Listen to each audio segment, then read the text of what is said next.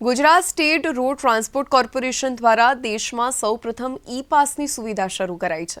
બીજા શૈક્ષણિક ક્ષેત્રથી આ ઈ પાસની સુવિધા શરૂ કરાશે, જેનો લાભ અત્યાર સુધીમાં 3 લાખથી વધુ વિદ્યાર્થીઓએ લીધો છે।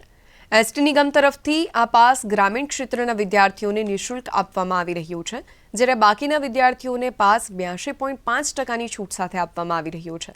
જિલ્લાવાર વાત કરીએ તો નડિયાદ ડિવિઝનમાંથી સૌથી વધુ 21,731 ઈ પાસ, જ્યારે હિંમતનગર ડિવિઝનમાંથી 21,300 ઈ પાસ આપવામાં આવ્યા છે, જ્યારે અમદાવાદ ડિવિઝનમાંથી 5,633 ઈ પાસ આપવામાં આવ્યા છે। ઉલ્લેખનીય છે કે ગત વર્ષે ઈ પાસ યોજનાનું ઉદ્ઘાટન મુખ્યમંત્રી ભૂપેન્દ્ર પટેલ દ્વારા કરાયું હતું। આ યોજનાનો મુખ્ય ઉદ્દેશ્ય સ્કૂલ અને કોલેજમાં અભ્યાસ કરતા વિદ્યાર્થીઓના સમયની બચત કરવાનો છે।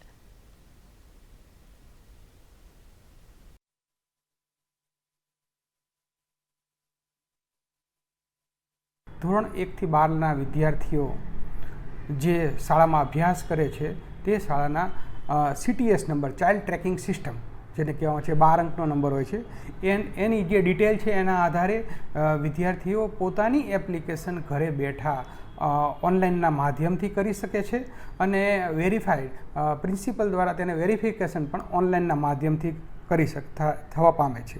GSRTCનું ઓનલાઈન અમારું પોર્ટલ છે, વેબસાઇટ ઉપરથી પણ તમે ઈ પાસ સિસ્ટમ એટલે passgsrtc.in ઉપર તમે લોગિન કરવાથી તમે વિદ્યાર્થી પાસ અને મુસાફર પાસ આ બે ઓપ્શન મળવા પામશે, જેમાં વિદ્યાર્થી પાસનું ઓપ્શન કરવાથી ફર્સ્ટ ટાઈમ એના લોગિન થવાનું રહેશે અને લોગિન થયા પછી તેમાં 12 અંકનો CST નંબર એટલે ચાઇલ્ડ ટ્રેકિંગ સિસ્ટમ નંબર જે તેઓની સ્કૂલ દ્વારા આપવામાં આવે છે, આ સ્કૂલ દ્વારા આપવામાં આવતો નંબર નાખવાથી સ્કૂલમાં રજીસ્ટર કરાવેલી તમામ વિગતો આપોઆપ એ પાસના ફોર્મમાં ફિલઅપ થઈ જાય છે।